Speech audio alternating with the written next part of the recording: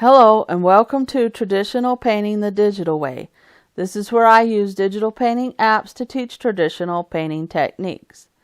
This is part 4 and the final part of our video series where we're taking a look at the difference between adult and children's features.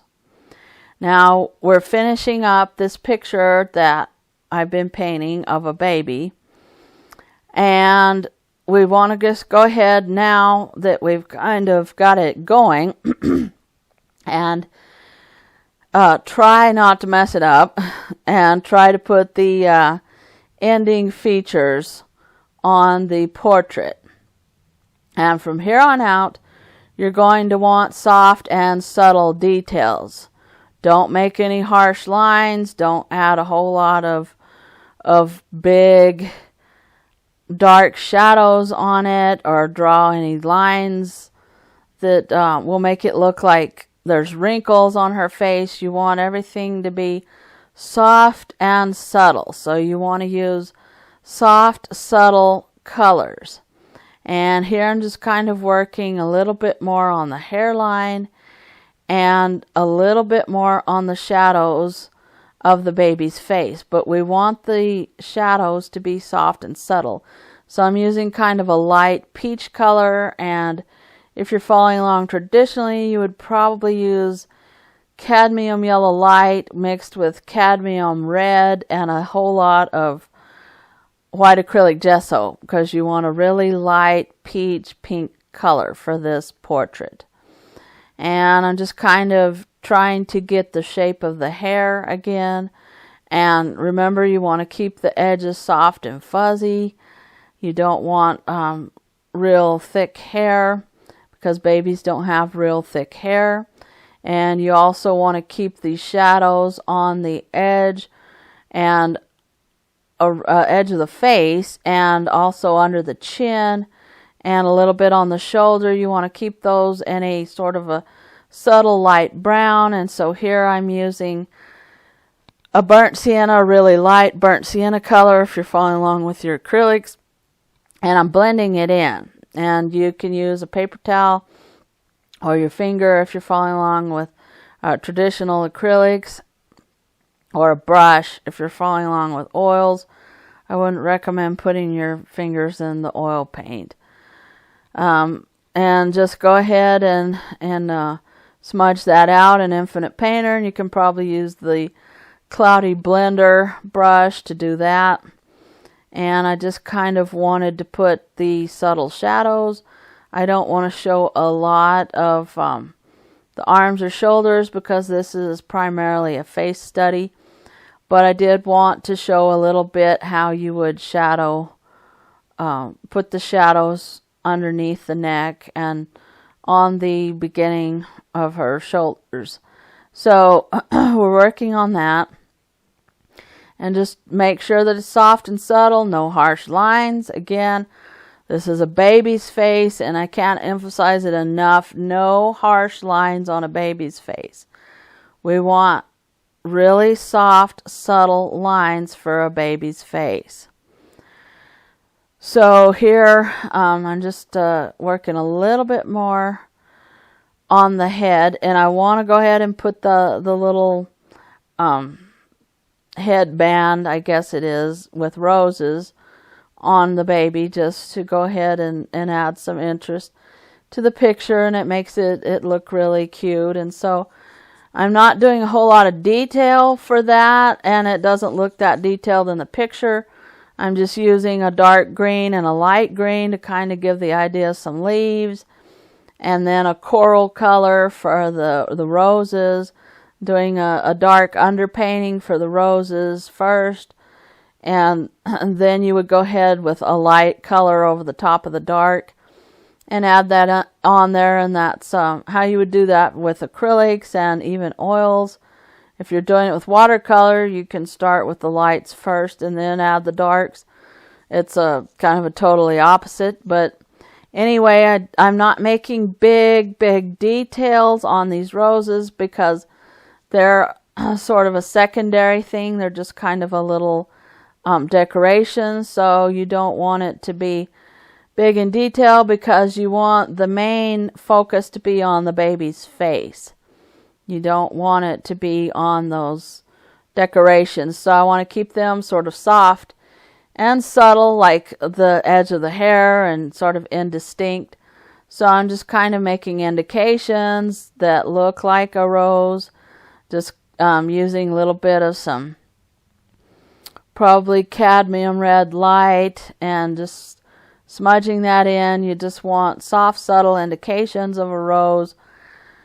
And probably you could use your script brush if you're following along traditionally, just to add these details, and then smudge them in with a paper towel or another brush, or your finger if you're using acrylics. And then I want to add just a little bit of some highlights just to give them depth. But again, we're not interested in any big detail on these roses. We don't care whether they look exactly photographic. In fact, we don't want that for this. We want this soft and subtle.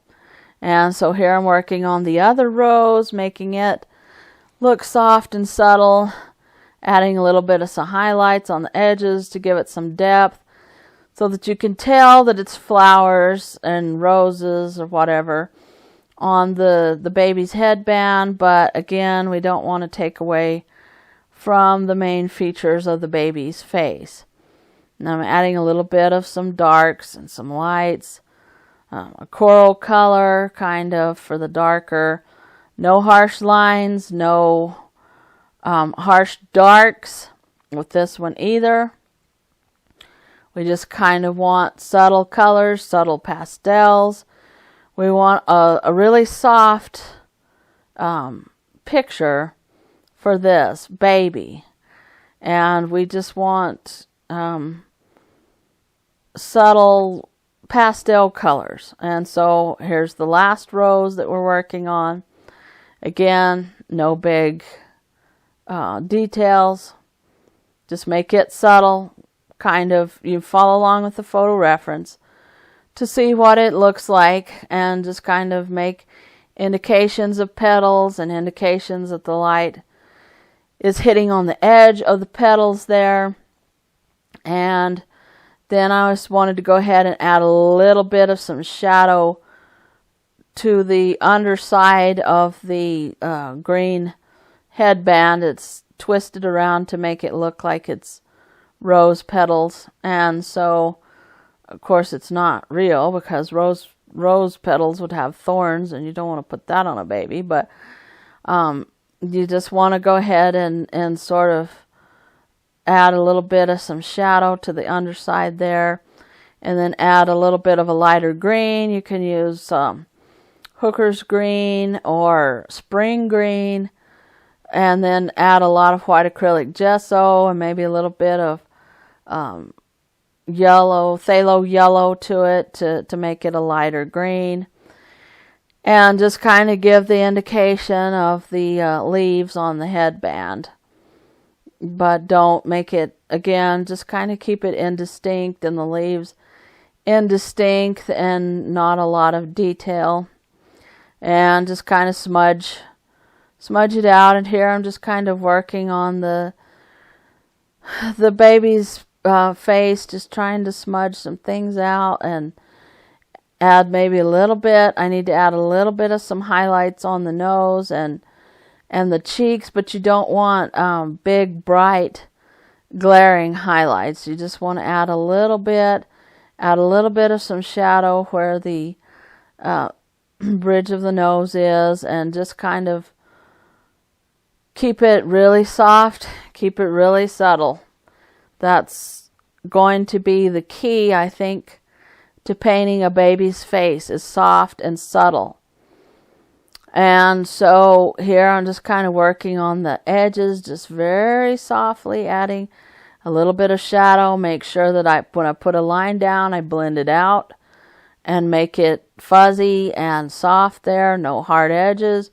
And just kind of adding a little bit of refinements to the baby's face. And then you can step back and see how it compares to the original photo, or step back from your easel or shrink it down in Infinite Painter and just try to decide if you need to add a little more subtle touches. Make sure that you don't add any big glaring lines. Make sure that the eyebrows are soft and subtle. You want everything to be very thin, like thin glazes. And you might, if you're using acrylics, water your paint down and just use really thin glazes and then smudge them out. And of course you can do this with Infinite Painter by using some of the glaze brushes and reducing opacity and things like that. But you want to make sure that you've got everything really soft there.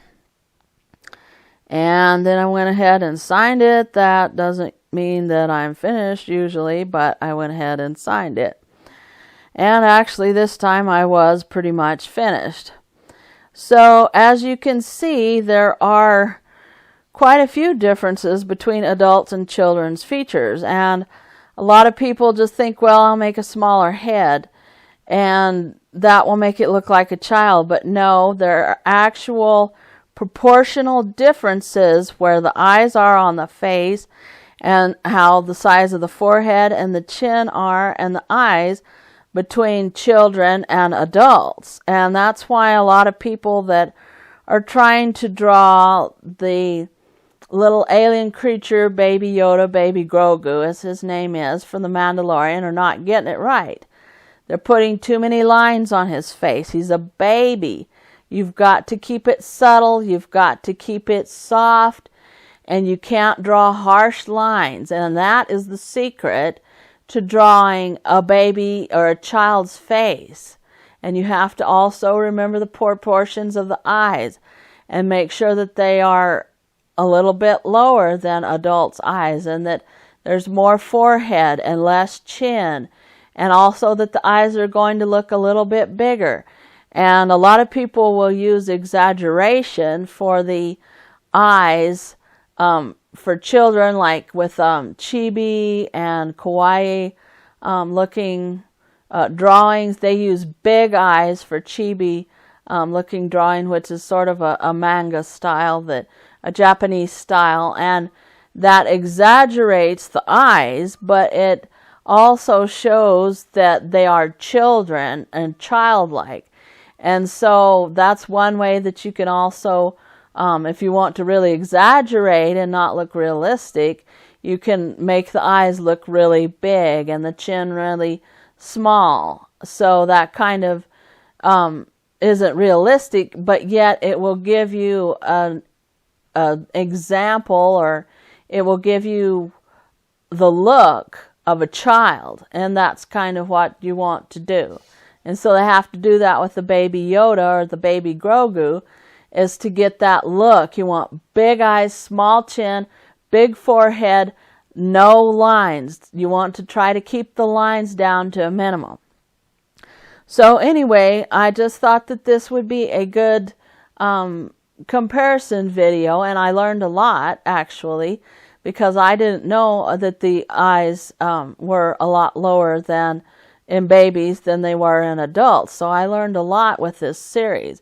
So I hope that it will help other people that are trying to draw children, and maybe they can get some ideas from this. I'm not an expert, but this was just my little learning journey.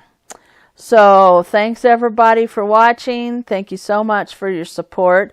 If you have any questions or suggestions about what you want to see next, just leave them in the comments down below, and stay tuned for a brand new series coming soon, and hit that subscribe button. And I will catch you later.